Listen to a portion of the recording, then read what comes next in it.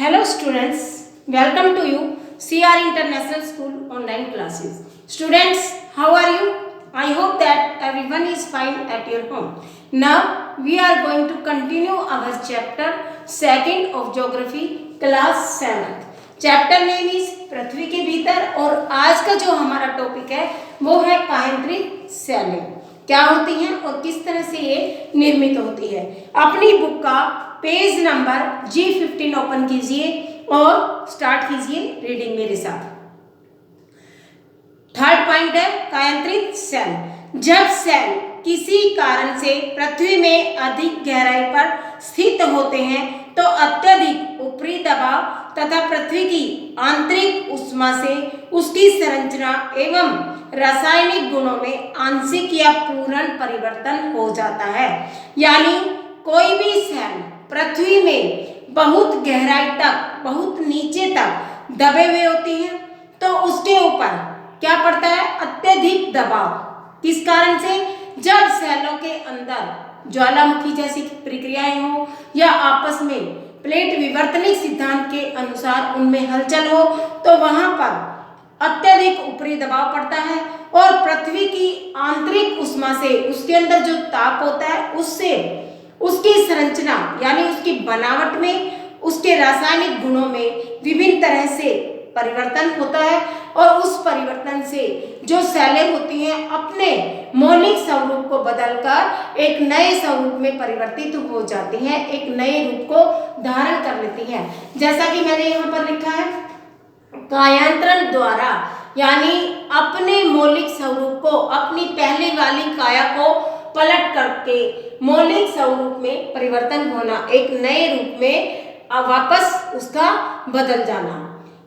अगर क्वेश्चन आता है कि कायांतरित सेलें किसे कहा जाता है तो ऐसी सेलें जो उच्च ताप व दबाव के कारण अपनी मूल संरचना को बदलकर यानी जिस रूप में वो है उस रूप को बदलकर वो एक नए स्वरूप में परिवर्तित हो गई हो तो ऐसी सेलों को हम रूपांतरित या कायांतरित, रूपांतरित यानी रूप बदल लिया, पहले से अपने स्वरूप को बदलकर दूसरे स्वरूप को धारण करना रूपांतरित, रूपों में अंतर होना, या कायांतरित, काया को पलट लेना, परिवर्तन कर लेना, क्या कहलाता है? कायांतरित सेलें। इन सेलों का मौलिक स्वरूप बदलता रहता है, काया पलट हो जाती है, जिसके कारण ही इन्हें हम रूपांतरित सेलें या कायांतरित सेलें कह सकते हैं। यह प्रक्रिया प्राय धरातल के नीचे 12 से 16 किलोमीटर की गहराई पर होती है। मैंने जैसे आपको पहले बताया कि पृथ्वी में बहुत अधिक गहराई तक दबे जो सेलें होती हैं उनमें यह परिवर्तन होता है। कितनी गहराई तक होती है वो सेलें? 12 से 16 किलोमीटर तक की गहराई में, 12 से 16 किलोमीटर तक की गहराई में ये दबी हो सकती हैं। ठीक है, बस आपको इतना समझ लेना है कि मौलिक स्वरूप में जो पहले उनका रूप होता है उसमें जो परिवर्तन होता है उसके कारण ये नई रूप को धारण करती हैं, वो कायांतरित सेलें कहलाते हैं। यह क्रिया धरातल के नीचे 12 से 16 किलोमीटर की गहराई पर होती है जहां पर तापमान व दबाव अत्यधिक होता है। कौन कौन सी तीन चीजें कायांतरित चट्टानों को परिवर्तित करने में सहायक होती हैं? एक होता है तापमान, ठीक है, ताप, जो पृथ्वी के नीचे का तापमान होता है वो अत्यधिक ऊष्मा के कारण पिघलने लगता है और ज्वालामुखी की क्रिया के कारण जब वो मैग्मा के रूप में, द्रव पदार्थ के रूप में, लावा के रूप में बाहर आता है और ठोस रूप में जम जाता है और फिर रासायनिक संरचना में जब कभी अत्यधिक ऊष्मा होती है, कभी अत्यधिक दबाव पड़ता है या फिर जो भी ये जल की क्रियाएं होती हैं उसके कारण, उनमें घुलनशील क्रियाओं के कारण जो भी परिवर्तन होते हैं उनसे कायांतरित चट्टानें निर्मित होती हैं। रूपांतरण की प्रक्रिया आग्नेय व अवसादी दोनों प्रकार की सेलों पर हो सकती है। जरूरी नहीं है कि ये किसी एक सेल पर हो, ये रूप परिवर्तन की जो प्रक्रिया है वो आग्नेय सेलों में भी हो सकती है और अवसादी सेलों में भी हो सकती है। इतनी गहराई पर बनने के बाद ये सेलें आंतरिक शक्तियों के प्रभाव से धरातल की ऊपरी सतह में पहुंच जाती है जहां इन्हें हम प्राप्त करते हैं। पृथ्वी में ताप के कारण, ऊष्मा के कारण अत्यधिक दबाव के कारण जो भी परिवर्तन होते हैं उनसे ये ज्वालामुखी के द्वारा बाहर निकलती हैं और ऊपरी जो सतह होती है पृथ्वी की उस पर आकर ये जमने लगती हैं, जहां से ये हमें एक नए रूप में परिवर्तित होकर प्राप्त होती है।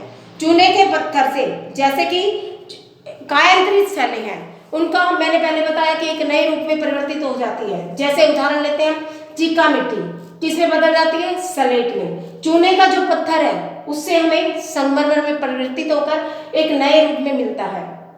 बालू का जो पत्थर है ये क्वार्टजाइट में। नाइस और ग्रेफाइट जो है वो भी कायांतरित चट्टानों के एग्जाम्पल है। ये बहुत मूल्यवान होती हैं, सुंदर होती हैं, चमकदार होती हैं और जितने भी इसके ये मैंने उदाहरण दिए ये सब श्रेष्ठ उदाहरण है। इन शैलों को महत्वपूर्ण कार्यों के लिए प्रयुक्त किया जा सकता है। इस प्रकार मोटे तौर पर बस आप इतना समझ लें कि जो शैलें उच्च ताप में दबाव के कारण अपने मूल रचना को, मूल बनावट को बदलकर एक नए स्वरूप में प्राप्त होती हैं, तो वो क्या कहलाती हैं? कायांतरित या रूपांतरित शैलें। इनमें जो भी ये क्रिया होती है रूप परिवर्तन की, वो 3 कारणों से होती है। एक, ताप से, जो भी पृथ्वी के अंदर ताप होता है उससे ये क्रिया होती है। ताप के कारण जो चट्टानें होती हैं वो पिघल जाती हैं और ज्वालामुखी क्रिया के द्वारा वो बाहर आकर एक ठोस रूप में जम जाती है। दूसरा कारण इसका बताया, दबाव या संपीड़न। दबाव को ही हम संपीड़न कहते हैं। जब ये दबाव कहाँ पर बढ़ता है? जब पर्वतों वाले क्षेत्रों में, जब वहां पर वलित पर्वतों का निर्माण होता है या फिर वहां पर पर्वत जो भी बनते हैं उनके कारण जब चट्टानों में दबाव पड़ता है, अत्यधिक दबाव के कारण ये शैलें निर्मित होती हैं। और तीसरा कारण बताया इसमें घुलन क्रिया। घुलन क्रिया का मतलब है जब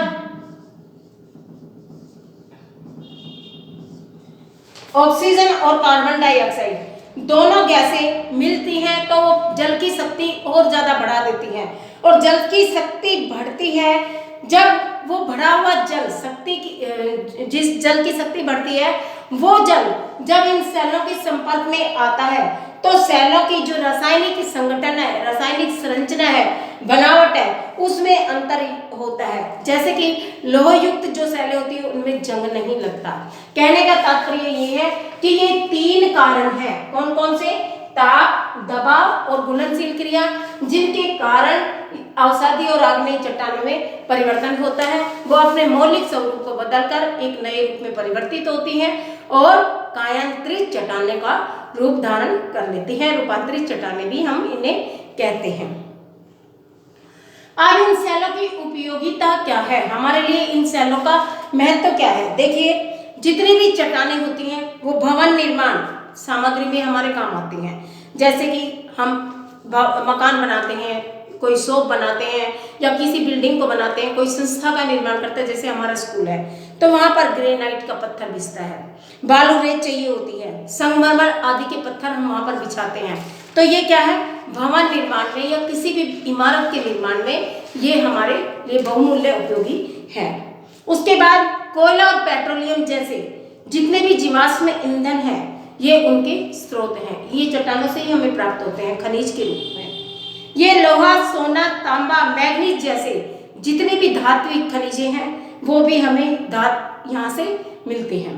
जीवाश्म के भंडार गृह हैं कौन? शैलें। और इनसे हीरा, जवाहरात आदि जितने भी बहुमूल्य पत्थर प्राप्त होते हैं वो भी हमें शैलों से ही प्राप्त होते हैं। इस प्रकार हमारी तीनों शैलें कंप्लीट हो गई और शैलों से हमें क्या क्या लाभ है वो भी आज हमने पढ़ लिया। अब कल हम इसके जो भी लेफ्ट क्वेश्चन आंसर है उन सबको कंप्लीट करेंगे और जो इसकी एक्सरसाइज है उसको पूरा करते हुए हम अपने इस लेसन 2 को कंप्लीट कर लेंगे। आज जो भी क्वेश्चन आपको लिखवाया मैंने यहाँ पर, इसको उतार लेना है और इसको आपने कॉपी में लिखना है, याद करना है। उसके बाद आपको कभी भी आपकी नोटबुक चेकिंग के लिए मांगी जा सकती है। आप अपना काम साथ साथ करते रहना है, लर्निंग का भी और राइटिंग का भी, और अपनी सेफ्टी को भी आपने साथ में रखना है। घर से बाहर बिना किसी काम के आपको नहीं निकलना है। निकलते हैं तो मास्क को पहन कर निकलें, सैनिटाइज करके घर में घुसें और अपने हाथों को वॉश करें। बार बार चेहरे तक या किसी भी अपने बॉडी पार्ट्स को छूते हैं तो पहले अपने हैंड वॉश कीजिए। Okay, thank you very much. कल मिलते हैं आपसे।